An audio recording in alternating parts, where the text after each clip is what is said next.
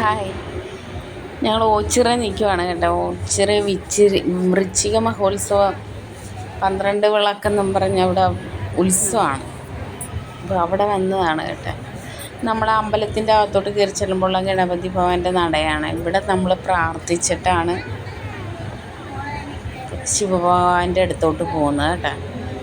നമ്മളവിടെ വന്ന് ഞാൻ വൈകുന്നേരമാണ് പോയത് കേട്ടോ. അവിടെ ദീപാരാധനയുടെ സമയമായി. ഇത് നമ്മൾ പുറകിൽ ചെല്ലുമ്പോൾ ആൽത്തറയിരിക്കുന്ന ഭഗവാൻ ആൽത്തറയിലാണ് ഇരിക്കുന്നത്. അവിടെ അമ്പലമില്ല. അവിടെ വന്നിട്ടുള്ളവർക്കെല്ലാം അറിയാം. ആലിൻ്റെ ചുവട്ടിലാണ് ഭഗവാൻ ഇരിക്കുന്നത്. ഉണ്ടോ? ഇതാ 2 ആൽത്തറയിലായിട്ട് ഇരിപ്പുണ്ട്. അതിൽ രണ്ടാമത്തെ ആൽത്തറയാണിത്.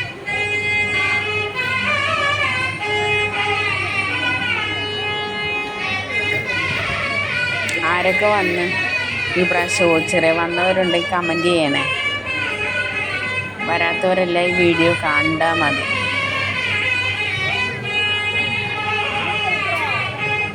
വരാത്തവർക്ക് വേണ്ടിയിട്ടിട്ടതാണ് കേട്ടോ. ഇത് അവിടെ നമ്മളങ്ങോട്ട് ചെല്ലുമ്പോൾ ആ നാഗങ്ങളിരിക്കുന്ന മാവിൻ്റെ ചൂടാണ് കേട്ടോ. അവിടെ നമ്മൾ വലം വെക്കുവാണ് അതിന് ചുറ്റും. അവിടെ ഈ ഭജന ഇരിക്കുന്നവർ 12 ദിവസം കുടിൽ കെട്ടി പാർക്കുന്നവരുണ്ട്. അവിടെ വന്ന് ഭജന ഇരിക്കുന്നത്. അപ്പോൾ അവരവിടെ ഇരുന്ന് ഭജന പാടുന്നുണ്ട് കേട്ടോ.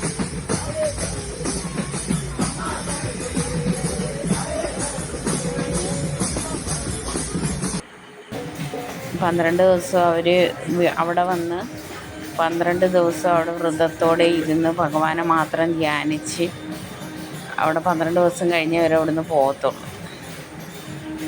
വൃശ്ചികം 1 തൊട്ട് 12 ദിവസം.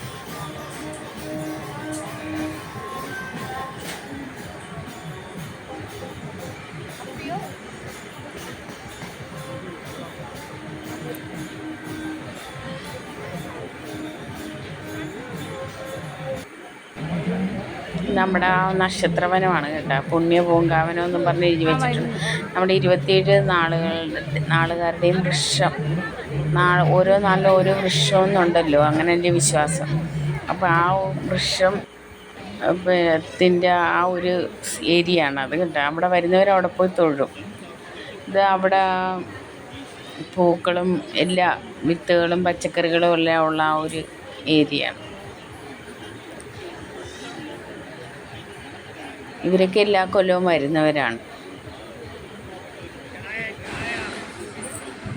കുട്ടികൾക്ക് വേണ്ടി വാങ്ങിയതാണ് കേട്ടോ ഐസ്ക്രീം. ഇവിടെ ഈ അമ്പലത്തിലൊരു പ്രത്യേകത ഉണ്ടോ, അനാഥരായിട്ടുള്ളവരും ഈ അംഗവൈകല്യം ബാധിച്ചവരും ഒക്കെ നിറയെ നമുക്കുണ്ട്. ഇവരും എപ്പോഴും ആ അമ്പലത്തിൽ അവരുടെ ഒരു വാസസ്ഥലവും കൂടാണ് കേട്ടോ. ഈ പണ്ടൊരു പാട്ടുണ്ടല്ലോ, നമ്മുടെ മോഹൻലാലിൻ്റെ ഒരു പാട്ടുണ്ട്. അതിനകത്ത് പറയുന്ന കാര്യങ്ങളെല്ലാം കറക്റ്റായിട്ടുള്ള കാര്യങ്ങളാണ്. ആരോരും ഇല്ലാത്തവർക്കൊരു ആശ്രയ കേന്ദ്രവും കൂടെയാണ് ഇവിടെ.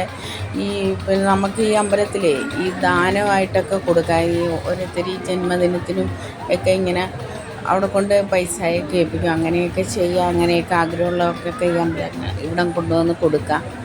പൈസയൊക്കെ ഇങ്ങനെ ഓരോ പിന്നെ ഈ ദാനം ചെയ്യാൻ ആഗ്രഹമുള്ളവർ കാണുമല്ലോ, അവർക്കൊക്കെ കൊണ്ടു കൊടുക്കാതൊക്കെ അവർക്കൊക്കെ ഡെയിലി ഫുഡ് കൊടുക്കുന്ന ഒരു അമ്പലവും കൂടാണ്.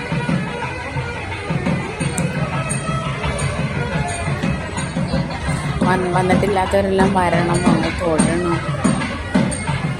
പിന്നെ കാണാം, അടുത്ത വീഡിയോയിലൂടെ കാണാം.